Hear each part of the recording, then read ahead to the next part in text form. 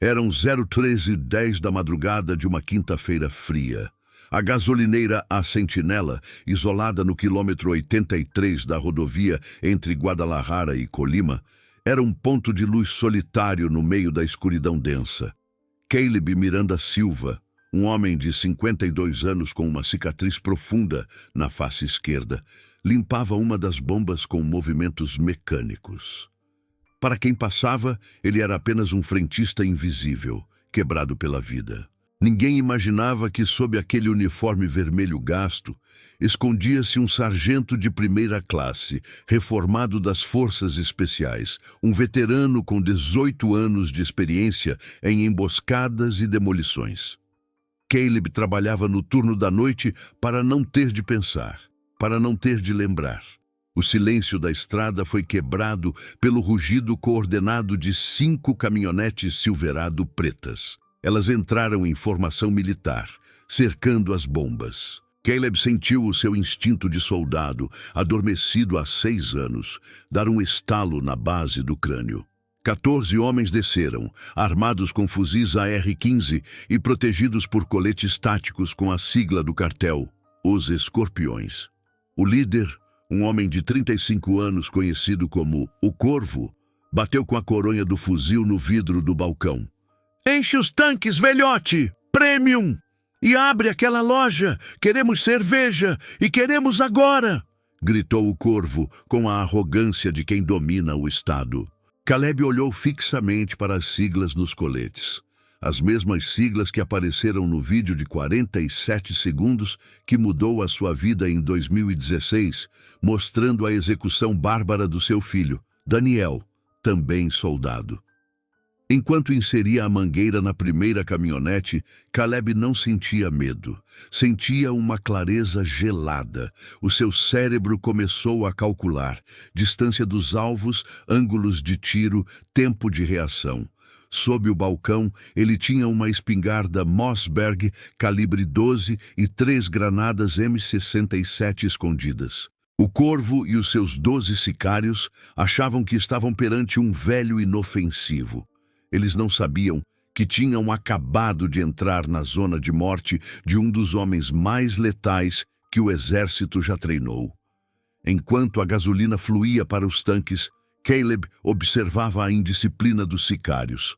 3 entraram na loja de conveniência, partindo os vidros para saquear cervejas e cigarros.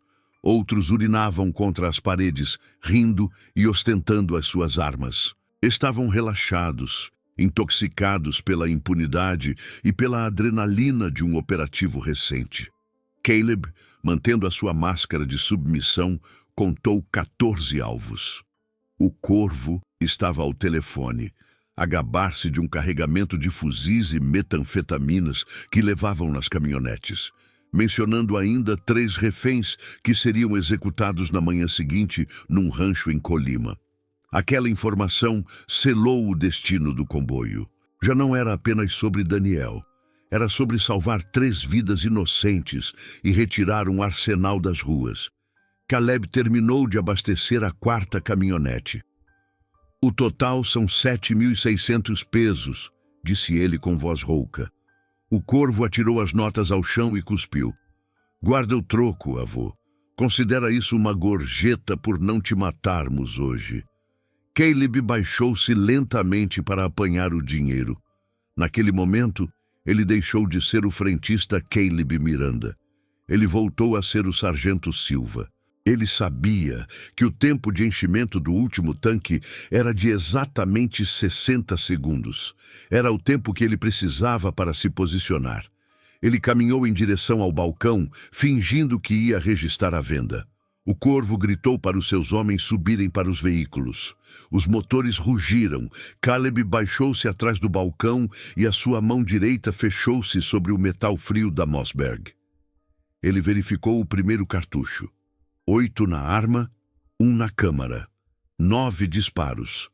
As 3 granadas estavam prontas. A matemática era simples, mas letal. Caleb respirou fundo, sentindo o oxigênio a alimentar os músculos e preparou-se para iniciar a operação mais sangrenta da história daquela rodovia.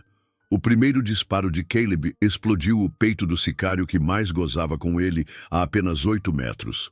Antes que o corpo atingisse o asfalto, Caleb já tinha bombeado a espingarda e atingido um segundo alvo no cofre da carrinha. O pânico instalou-se.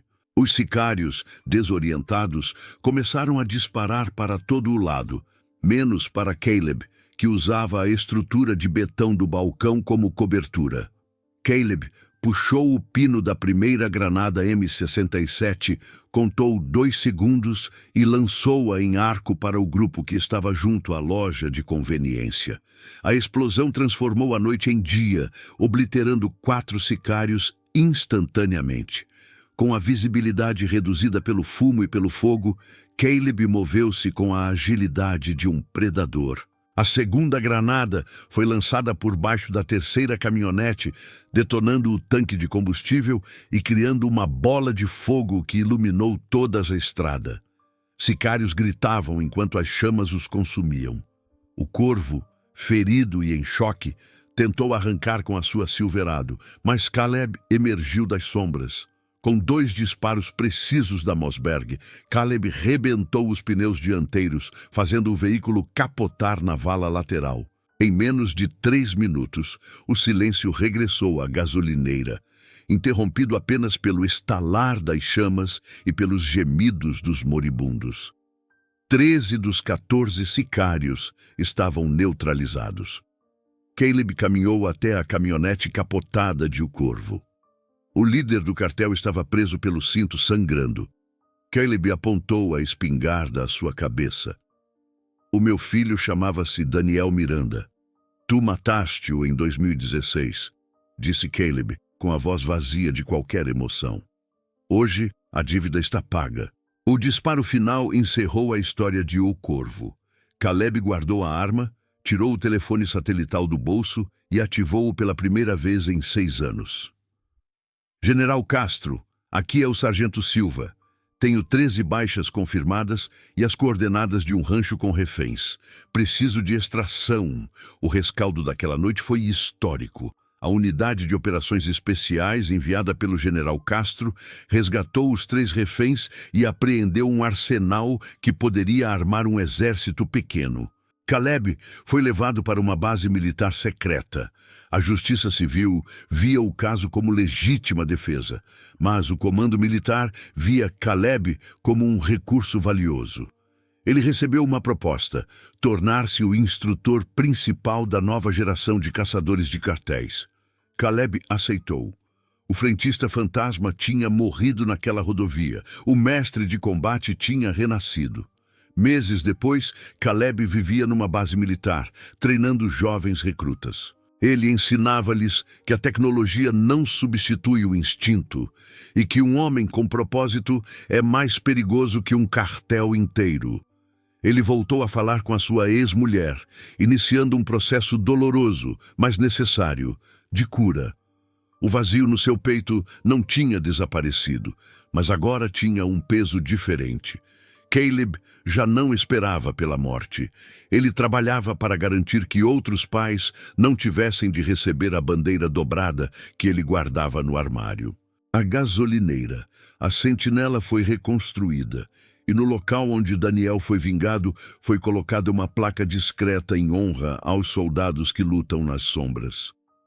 Esta história do general Caleb Miranda e do seu sacrifício ensina-nos algo fundamental. Os verdadeiros heróis nem sempre usam uniforme visível. Às vezes viajam em jeans sentados ao teu lado ou trabalham numa gasolineira isolada. Estão preparados em silêncio, esperando um momento que oxalá nunca chegue, mas quando chega, agem sem hesitar. Se esta história te impactou como impactou milhões de pessoas que a conheceram, preciso que faças algo. Primeiro, subscreve este canal porque cada semana partilho histórias reais do narcotráfico que não encontrarás em mais lado nenhum. Segundo, deixa o teu like para que o YouTube recomende este vídeo a mais pessoas que precisam de conhecer estes relatos de valor. E terceiro, o mais importante, deixa nos comentários o que achas de homens como Caleb, que arriscam tudo para proteger desconhecidos e honrar os seus mortos. Tu farias o mesmo? Conheces algum soldado ou polícia que mereça reconhecimento? Conta-me a tua história. Quero ler-te. Os comentários são onde esta comunidade se conecta e honramos juntos quem nos protege. Vemo-nos na próxima história. Nunca te esqueças. O bem existe, só que luta em silêncio.